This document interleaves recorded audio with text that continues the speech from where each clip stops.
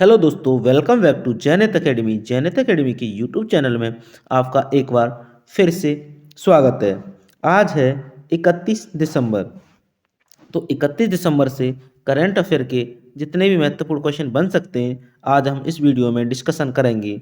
साथ ही इससे संबंधित महत्वपूर्ण जानकारी भी बताऊंगा, तो आप मेरी वीडियो में लास्ट तक बने रहिए। चलते हैं तो क्वेश्चनों की तरफ। आज का पहला क्वेश्चन है, हाल ही में विश्व स्तरीय कायाकिंग कैनोइंग अकादमी की स्थापना कहाँ पर की गई है? यह कहाँ की जाएगी? तो यह इसका करेक्ट आंसर है ऑप्शन ए, उत्तराखंड में। कहाँ पे की जाएगी? तो ये की जाएगी आपकी उत्तराखंड में। इससे महत्वपूर्ण जानकारी भी देख लेते हैं। तो यह है आपकी केंद्रीय बिजली और नवीनीकरणीय ऊर्जा मंत्री आर के सिंह ने टेहरी झील में राष्ट्रीय championship Tehri water sport cup के उद्घाटन के दौरान उत्तराखंड के टेहरी में एक विश्व स्तरीय कायाकिंग कैनोइंग अकादमी स्थापना की क्या की है? घोषणा की है। तो इससे यहाँ भी एक महत्वपूर्ण क्वेश्चन है कि जो केंद्रीय बिजली नवीन और और नवीनीकरणीय ऊर्जा मंत्री कौन है? तो वे हैं आपके आर के सिंह। अगला है फैक्ट, राज्य में नई खेल नीति लागू हो गई है और सरकार ने नौकरियों में खेल कोटा फिर से लागू करने की क्या की है? घोषणा की है। आगे चलते हैं। अगला क्वेश्चन है क्वेश्चन नंबर 2। हाल ही में भारतीय सेना ने किस राज्य में पहली बार 3D printed house dwelling unit का उद्घाटन किया है? तो ये उद्घाटन किया है, कहाँ किया है? तो ये किया आपके गुजरात में। कहाँ पे किया है? तो ये किया आपके गुजरात में। इसका करेक्ट ऑप्शन है ऑप्शन सी। आगे चलते हैं, इससे महत्वपूर्ण जानकारी भी देख लेते हैं। भारतीय सेना ने अहमदाबाद कैंट में सैनिकों के लिए अपनी पहली 3D printed house dwelling unit ground plus one conference conferencing के साथ का उद्घाटन किया है। आवास इकाई का निर्माण सैन्य इंजीनियरिंग सेवा, जिससे शॉर्ट में बोलते हैं MES, द्वारा नवीनतम 3D रैपिड कंस्ट्रक्शन टेक्नोलॉजी को शामिल करके किया गया है। यह जोन 3 भूकंप विनिर्देशों और ग्रीन बिल्डिंग मापदंडों का क्या करें? अनुपालन करता है। आगे चलते हैं। अगला क्वेश्चन है क्वेश्चन नंबर 3। हाल ही में किस राज्य की पुलिस ने निजात अभियान को IACP 2022 अवार्ड से क्या किया है? सम्मानित किया है। तो 2022 IACP निजात अभियान से अवार्ड से सम्मानित किसे किया गया है? तो ये किया गया आपको छत्तीसगढ़ पुलिस को। किसे किया गया है? तो ये किया गया आपका छत्तीसगढ़ पुलिस को। इसका ऑप्शन है बी करेक्ट। आगे चलते हैं, इससे महत्वपूर्ण जानकारी भी देख लेते हैं। तो इससे महत्वपूर्ण जानकारी है आपकी, छत्तीसगढ़ पुलिस ने नशा एवं अवैध शराब विरोधी अभियान निजात को संस्थागत श्रेणी में लीडरशिप इन क्राइम प्रिवेंशन के तहत international association of chief of police, जिसे शॉर्ट में बोलते हैं IACP 2022 पुरस्कार हेतु चुना गया है। यह अभियान IPS अधिकारी संतोष कुमार सिंह के नेतृत्व में शुरू किया गया था। इस अभियान के तहत अवैध नशा कारोबारियों के खिलाफ सख्त कार्रवाई करना, सघन जन जागरूकता और नशा करने वालों का पुनर्वास शामिल है। आगे चलते हैं। अगला क्वेश्चन है क्वेश्चन नंबर 4। हाल ही में नीलगिरी तहर संरक्षण परियोजना की स्थापना किस राज्य सरकार द्वारा की गई है? तो ये किस राज्य सरकार द्वारा की गई है? तो ये की गई है आपकी तमिलनाडु। किस राज्य सरकार के द्वारा की गई है? तो ये की गई है आपके तमिलनाडु राज्य सरकार के द्वारा। तो ऑप्शन ए इज करेक्ट। आगे चलते हैं, इससे महत्वपूर्ण जानकारी भी देख लेते हैं। तो वो है आपकी तमिलनाडु सरकार ने 25.40 करोड़ रुपए की लागत से नीलगिरी तहर जी क्या है आपका राजकीय पशु के संरक्षण हेतु एक पहल शुरू की है। इसका उद्देश्य क्या है? सर्वेक्षणों और रेडियो टेलीमेट्री अध्ययनों के माध्यम से नीलगिरी तहर आबादी की बेहतर समझ विकसित करना, तहरों को उनके ऐतिहासिक निवास स्थान से फिर से परिचित कराना। अगला पॉइंट है आपका, परियोजना को 2022 से 2027 तक लागू किया जाना है। अगला पॉइंट है आपका, नीलगिरी तहर, नीलगिरी त्रगस हेलोक्रियस पश्चिमी घाटों के लिए स्थानिक और स्थानीय रूप से बेराइडू के रूप में क्या है जाना जाता है।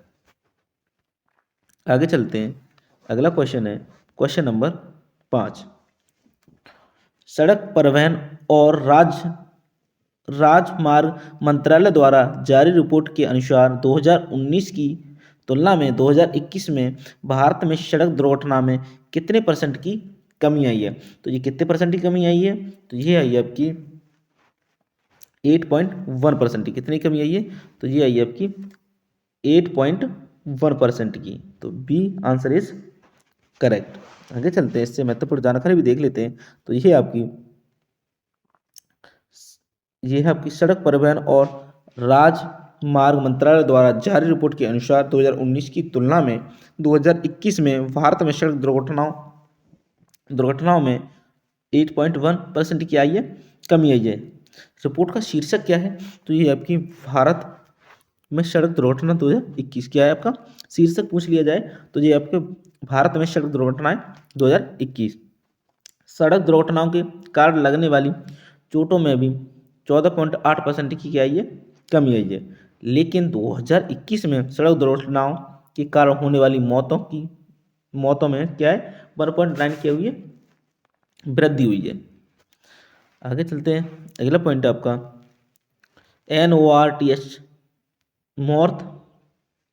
MORTH मोर्थ ने सड़क सुरक्षा समर्थन और पुरस्कारों के प्रशासन हेतु वित्तीय सहायता अनुदान योजना भी लागू की है। आगे चलते हैं, अगला क्वेश्चन है क्वेश्चन नंबर 6।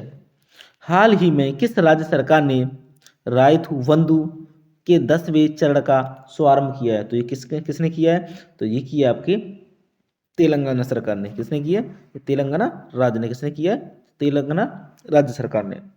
आगे चलते हैं, इससे महत्वपूर्ण जानकारी भी देख लेते हैं। वो आपकी तेलंगाना सरकार ने किसानों के लिए निवेश सहायता योजना रायथू बंधु के 10वें चरण की क्या की है शुरुआत की है। इस चरण के तहत रबी फसल, और रबी फसल कौन सी होती है जो गेहूं के साथ बोई जाती है, कब बोई जाती है, तो ये बोई जाती है आपके अक्टूबर नवंबर में।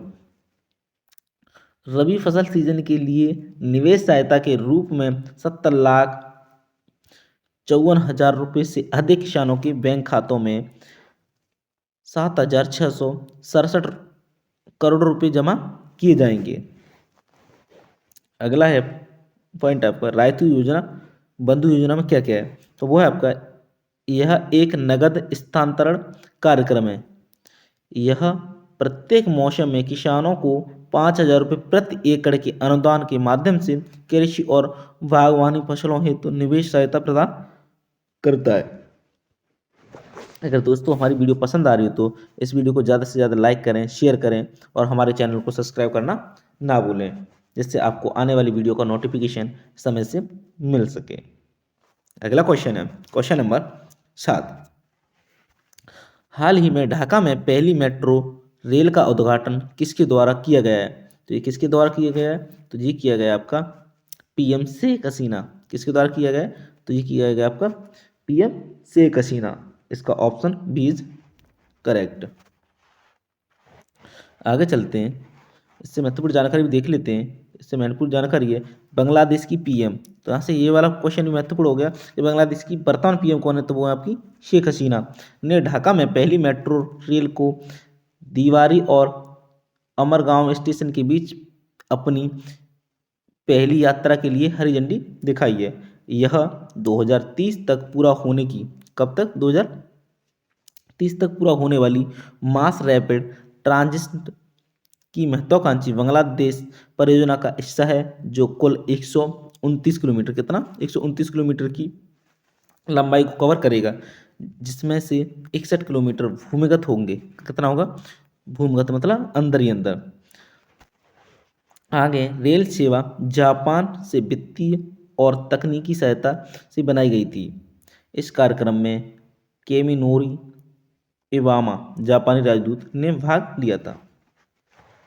आगे चलते हैं, अगला क्वेश्चन है क्वेश्चन नंबर 8। हाल ही में श्री भाष्यम विजय सारथी का 86 वर्ष की आयु में निधन हो गया है, वो कौन थे? तो जी कौन थे भाई साहब? विजय सारथी तो ये थे आपके संस्कृत विद्वान। क्या थे? संस्कृत के क्या थे? विद्वान। तो इसका करेक्ट ऑप्शन है ऑप्शन नंबर ए।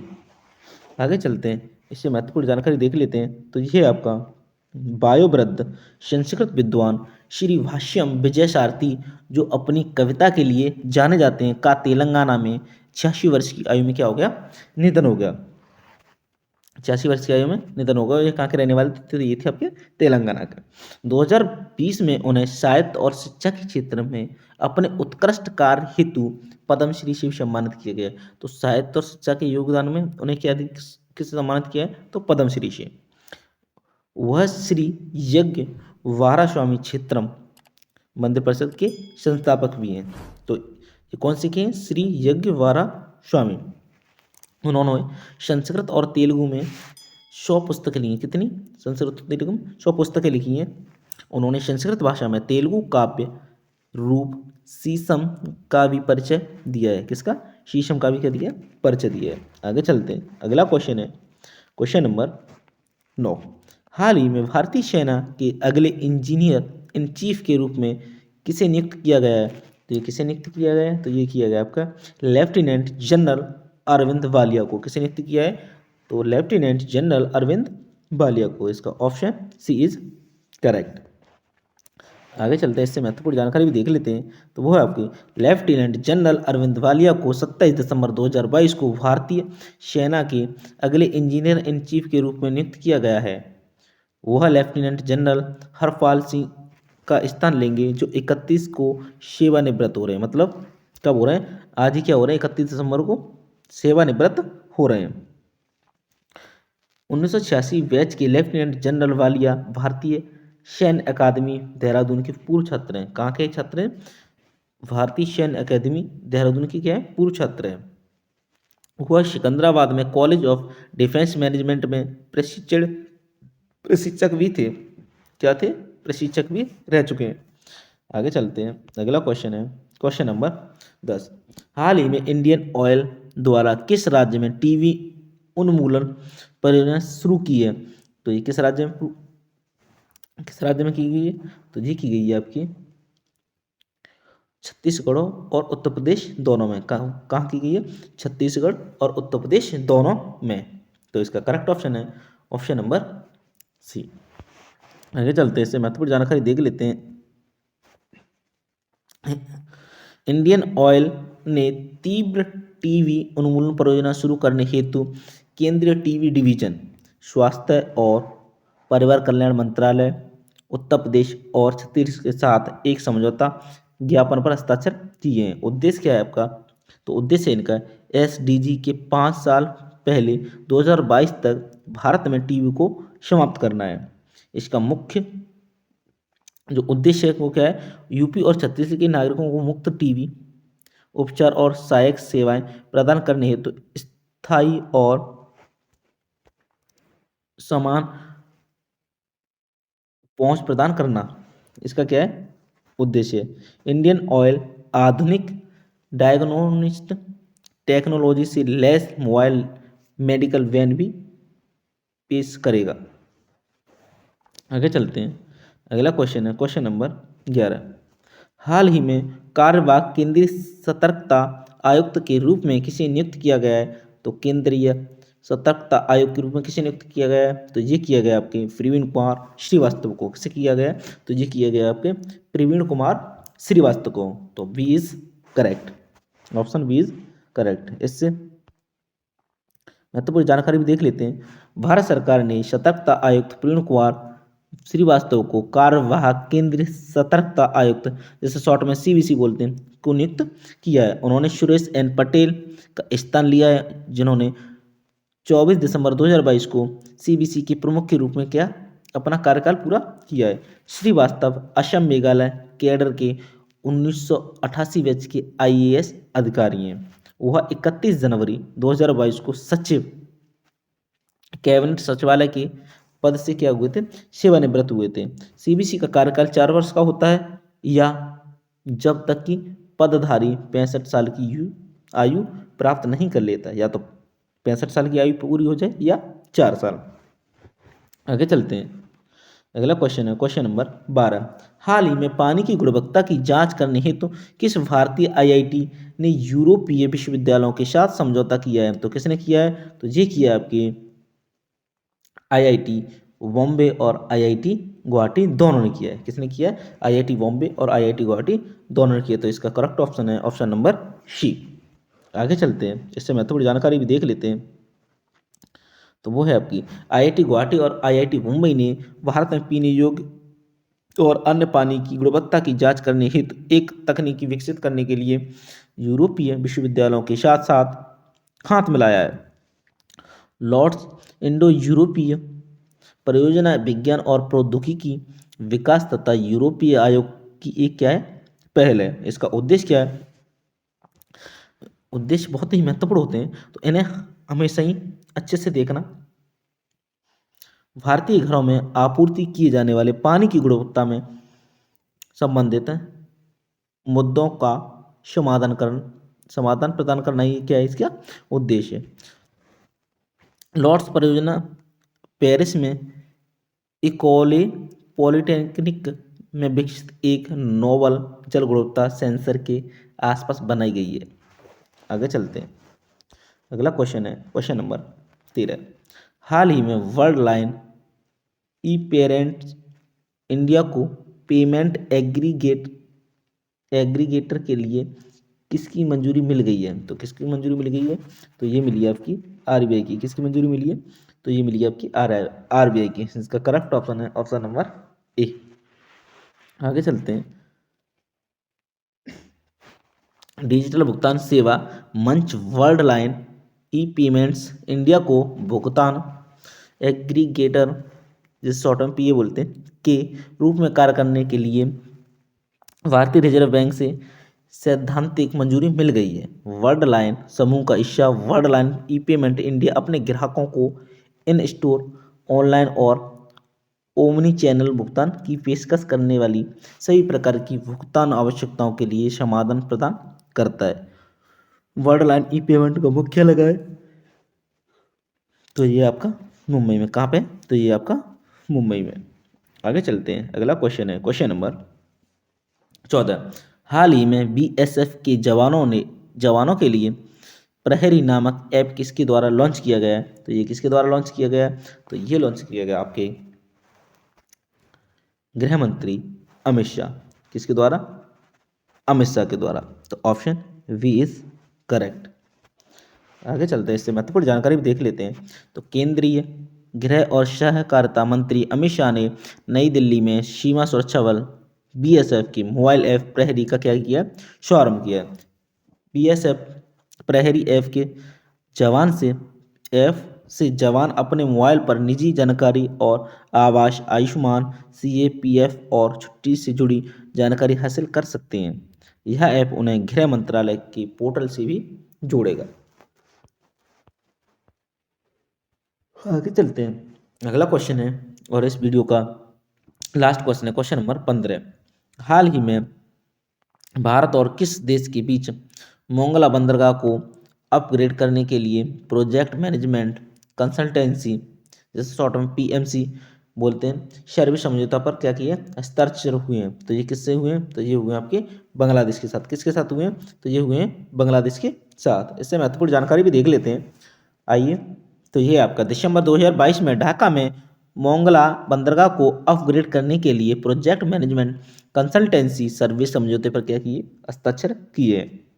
इस परियोजना को भारत द्वारा बांग्लादेश को दी गई 4.5 बिलियन अमेरिकी डॉलर की रियायती लाइन ऑफ क्रेडिट के तहत वित्त पोषित किया जा रहा है।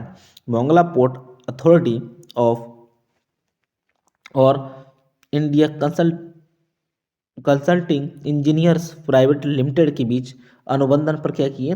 हस्ताक्षर किए। आगे चलते हैं, जैसा कि आपको पता है कि हमारा वीडियो में अपनी पिछली वीडियो में कराए गए क्वेश्चनों का क्या करवाते हैं? रिवीजन करवाते हैं। तो आज पिछली वीडियो का रिवीजन।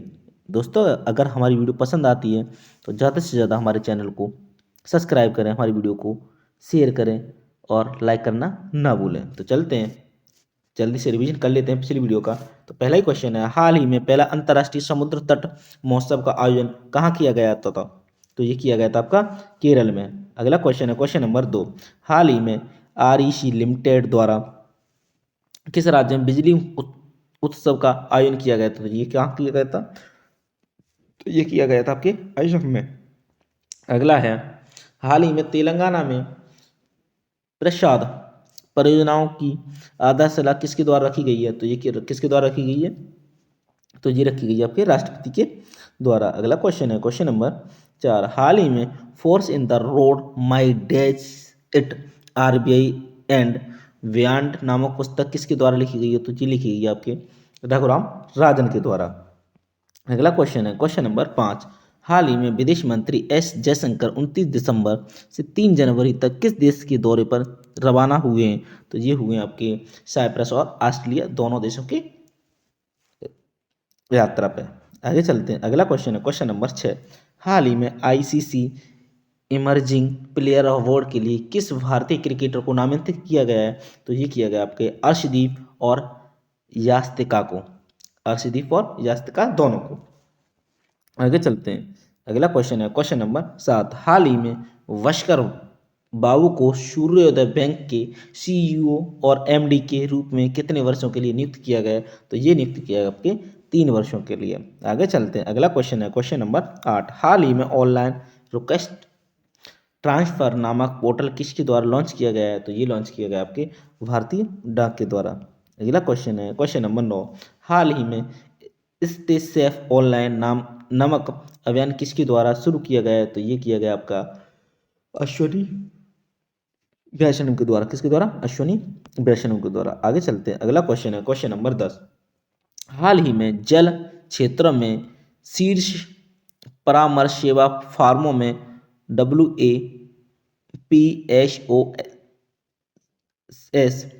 PCOS को स्थान किसके द्वारा दिया गया है? तो ये किसके द्वारा दिया है? तो ये दिया गया आपके ADB। किसके द्वारा? ADB के द्वारा। आगे चलते हैं, अगला क्वेश्चन है क्वेश्चन नंबर 11, हाल ही में भारतीय राष्ट्रपति द्रौपदी मुर्मू किस राज्य के दौरे पर रवाना हुई हैं? तो ये हुई हैं आपके तेलंगाना पे। कहाँ पे? तेलंगाना। आगे चलते हैं, अगला क्वेश्चन है क्वेश्चन नंबर 12, हाल ही में NESTS नेट्स 2 दिवसीय क्षमता निर्माण कार्यक्रम का आयोजन किसके द्वारा किया जाएगा? तो ये किया जाएगा आपका जनजातीय मंत्रालय के द्वारा। किसके द्वारा? जनजातीय मंत्रालय के द्वारा। आगे चलते हैं, अगला क्वेश्चन है क्वेश्चन नंबर 13, हाल ही में रूस द्वारा किन देशों पर तेल आपूर्ति रोक लगा दी गई है? किन देशों पर लगाई गई? तो ये गई है शाय प्राइस कैप। किस पे? प्राइस कैप पे। आगे चलते हैं, अगला क्वेश्चन है क्वेश्चन नंबर 14, हाल ही में किस राज्य की विधानसभाओं ने लोकायुक्त विधेयक पारित किया गया है? तो कहाँ पर किया गया? तो ये किया गया आपका महाराष्ट्र राज्य में। अगला क्वेश्चन है क्वेश्चन नंबर 15, हाल ही में किस राज्य की विधानसभा ने सर्वसम्मत प्रस्ताव पारित किया है? तो ये किया गया आपके महाराष्ट्र सरकार ने, महाराष्ट्र विधानसभा ने। दोस्तों आशा करता हूँ आपको बहुत ज़्यादा वीडियो पसंद आई होगी। यदि हमारी वीडियो पसंद आई है तो हमारे चैनल को लाइक करें, हमारी वीडियो को शेयर करें और साथ ही हमारे चैनल को सब्सक्राइब करना ना भूलें, जिससे आने वाली वीडियो का नोटिफिकेशन आपको समय से मिल सके। धन्यवाद दोस्तों।